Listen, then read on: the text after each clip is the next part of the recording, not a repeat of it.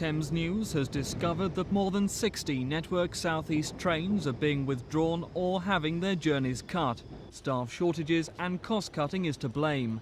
Tonight, the government's own passenger watchdog has called for an urgent review of the subsidy given to BR. Worst hit will be the Chiltern line, services from Marylebone to High Wycombe and Aylesbury. At the moment, there's a rush-hour train every 16 minutes.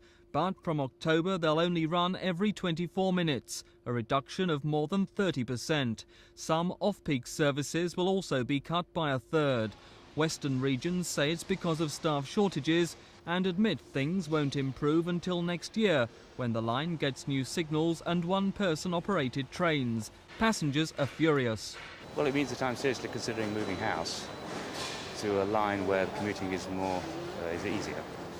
And where do you live at the moment? Gerrards Cross. It's deteriorated deplorably since I was there 12 years ago. It really is deplorable. It's got worse and worse. What about cutting it back even further? How do you feel about that? It's ridiculous. I just think it's not worth using the service. They're always late. Doesn't matter which way you're going. But to cut them back even further, what do you think about that? We'll give up. They want to work in London.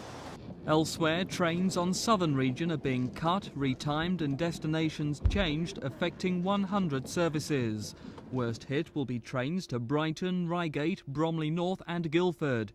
Southern region say some services will greatly improve and insist only poorly used trains are being cut altogether.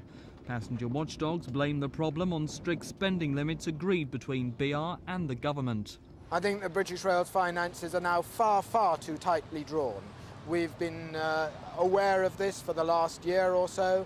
We've been telling both British Rail and the government that there are problems, and I think the types of problems are now coming through for passengers. With these cuts in trains, people are forever complaining to us about cancellations, about overcrowded trains, and this is really as a result of the financial position that British Rail is facing.